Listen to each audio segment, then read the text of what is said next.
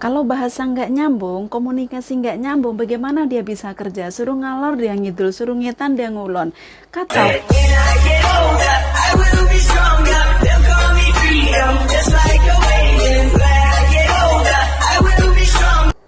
Hai teman-teman semua, jumpa lagi di Bikin Lin Channel dengan bikin yang tidak beken. Assalamualaikum warahmatullahi wabarakatuh. Apa kabar kalian semua? Mudah-mudahan kalian di sana sehat, baik-baik saja, berkah rezeki, dan dijauhkan dari virus corona. Amin. Baiklah, di video kali ini saya ingin membahas tentang 5 alasan kenapa buruh migran di interminate. Kenapa buruh migran, nggak BMI? Karena buruh BMI itu kan buruh migran Indonesia. Jadi di sini saya spesifik untuk semua buruh migran karena alasan itu memang sudah menjadi hal umum. Itu menurut ini dari hasil survei dan masukan dari teman-teman yang berkompeten. Nah, sebelum masuk ke topik itu, saya ingin cerita dikit nih. Jadi minggu lalu tuh saya udah bikin video pamitan kan, mau ke UUDW atau UUDW. Apa sih kepanjangan UDW? Union of United Domestic Workers. Serikat pekerja yang memprotek buruh migran semua. Nah, kenapa nggak saya kemudian nggak ada blow up, nggak ada upload video apapun tentang pertemuan kemarin? Karena ada kesalahan, masih tentang mikrofon lagi. Jadi mikrofonnya itu nggak keluar suara dan videonya semua membesu.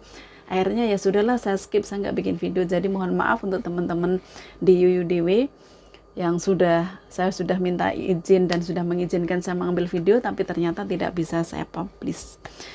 Tapi terima kasih kaosnya. Saya dikasih kaos dari UDW karena berpartisipasi dalam acara Zoom kemarin di hari May Day, memperingati Hari Buruh. Ini kaosnya bagus. Protect all migrant without exception. Melindungi buruh migran tanpa terkecuali. Bagus, terima kasih Mbak Lili, Mbak Ratih, dan tim dari UUDW semuanya. Mohon maaf ya. Nanti next time kita bisa collab lagi. Dan ini bukan kejadian pertama kali. Jadi yang minggu lalunya juga begitu. Tapi nanti saya bikinin video sendiri karena di situ membahas tentang diskriminasi dan nanti kita bikin video sendiri untuk bahas tentang diskriminasi itu ya. Baiklah, kita kembali ke topik 5 alasan kenapa buruh migran di interminate. Yang pertama, bahasa. Bahasa itu alat penyambung, alat komunikasi. Jadi kalau tidak bisa bahasa, bagaimana bisa nyambung, bisa komunikasi? Bagaimana bisa kerja kalau tidak bisa komunikasi? Orang suruh ngalor, dia ngidul. Orang suruh ngetan, dia ngulon. Orang suruh ngambil lapsap, dia ngambil lap basah. Karena bingung, confused, karena nggak bisa ngomong gitulah. Nah, kalau majikan itu memang baik dan bisa memahami kekurangan si pekerja, dia akan pelan-pelan ngajarin. Tapi kalau dia memang membutuhkan yang karena memang rata-rata orang Hong Kong itu kan sibuk, orang pekerja semua, dia maunya udah udah ngambil pekerja itu ya memang sudah siap kerja kayak gitu. Jadi yang pertama bahasa. Jadi kalau bahasa nggak bisa, nggak nyambung, nggak bisa kerja akhirnya dan majikan get out gitu. Yang kedua, nggak sesuai ekspektasi. Apa itu? Ya, dia kayak nggak bisa kerja tapi nggak memenuhi standar. Karena standar orang Hong Kong itu kalau memang bersih beneran, kalau memang pokoknya disiplinnya iya, kebersihannya iya, terus timetable-nya itu benar-benar harus rapi gitu. Jadi kayak mama dia ngelihat agak males, nggak sesuai ekspektasi lah, atau mainan HP kayak gitu, itu bisa jadi majikan tidak menyukai dan dia bisa ambil keputusan untuk menginterminate si pekerja. Oke. Yang ketiga, pokcoy. Pokcoy alias suka membantah. Nah, majikan juga kurang senang di situ. Jadi walaupun kita benar, kita harus bisa menahan diri untuk tidak melawan pada saat itu. Kita tunggu waktu yang tepat, atau kalau memang kita di pihak yang benar, kita tetap bisa argumen kok, asal situasinya tuh tepat gitu. Jadi jangan saat itu dia ngomong apa, kita bantah apa, itu suka, kalau keseringan terjadi itu suka bikin ilfil majikan, dan itu menjadi alasan dia untuk menginterminate si pekerja. Oke, kita singkat-singkat aja ya. Terus yang keempat itu kejujuran.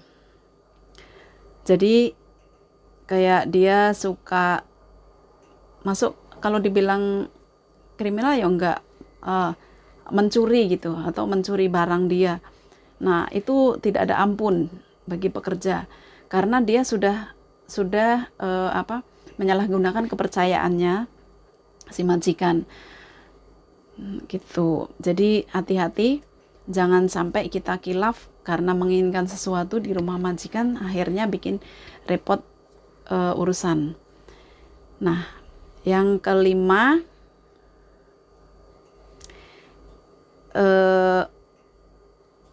utang bank. Nah, itu banyak sekali kasus pekerja itu auto get out dari rumah majikan ketika diketahui dia meminjam uang di bank. Itu majikan benar-benar keras untuk hal ini. Apalagi sekarang ya.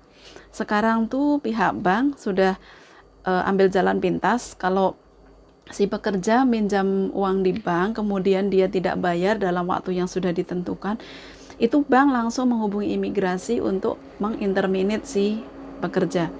Maksudnya dilaporkan ke imigrasi, dan imigrasi ngirim surat ke majikan, dan majikan pun akhirnya ya interminate lah dia, kayak gitu.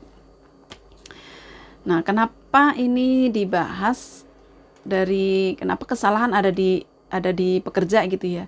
Karena kita lagi ngomong interminate kan. Interminate itu kayak jadi domainnya majikan gitu. Yang nge-terminate majikan, ya otomatis kita dari sisi majikan untuk melihat apa sih kesalahan pekerja yang membuat dia untuk menginterminate si pekerja. Nah, terus ada lagi nambah satu lagi ya. Itu ada permainan agensi. Agensi itu kadang ngotak-ngatik si majikan agar dia menginterminate si pekerja. Karena apa? Di situ agensi akan mengambil keuntungan, karena si nanti dia dengan cara nih ya, mengiming-imingin umpamanya nanti ada pekerjaan lebih bagus lah, dengan gaji murah lah, apalah. Jadi maaf.